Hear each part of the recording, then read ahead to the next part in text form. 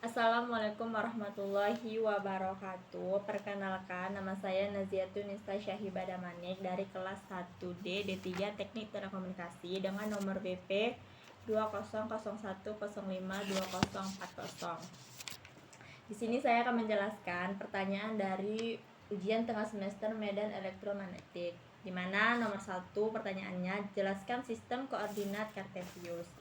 Koordinat Kartesian atau bisa juga disebut koordinat persegi. Dalam materi ini kita membahas koordinat Kartesian 3 dimensi, di mana ada 3 garis lurus yang saling tegak lurus dalam koordinat Kartesian 3 dimensi yang mempunyai titik pusat yang dimulai dari 0.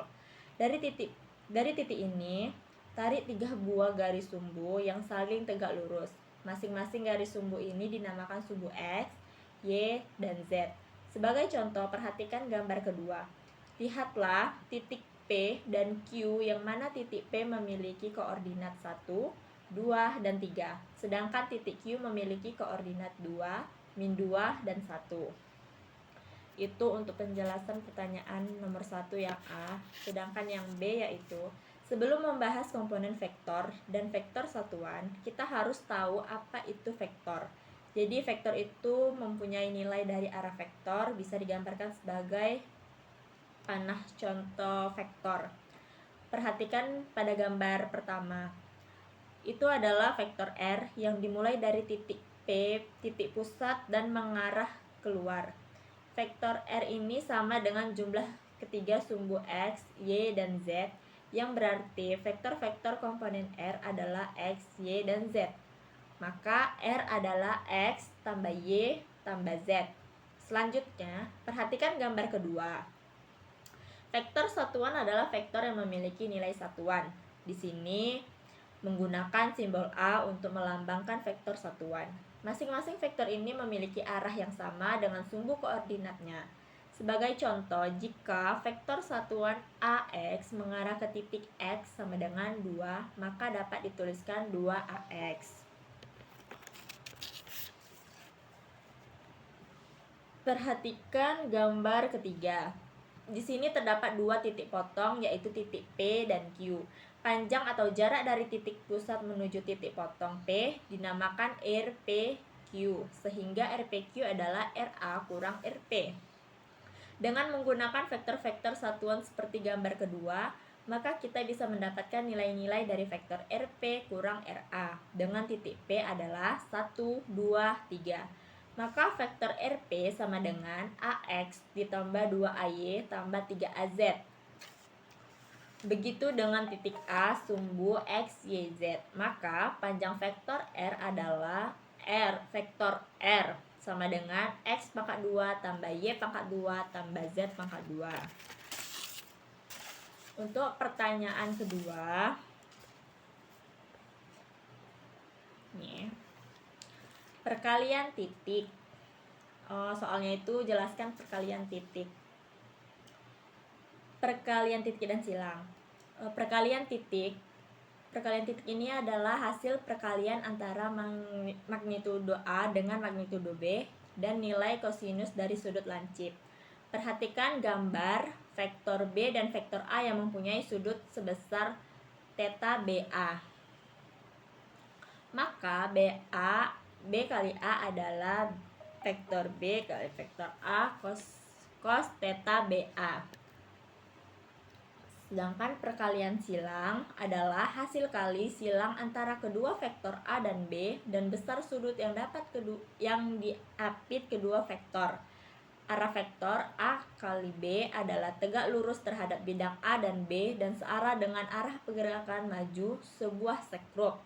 Jika A diputar menuju B terlihat seperti gambar ini, maka A kali B sama dengan AN. AB sama dengan A kali B sin theta AB.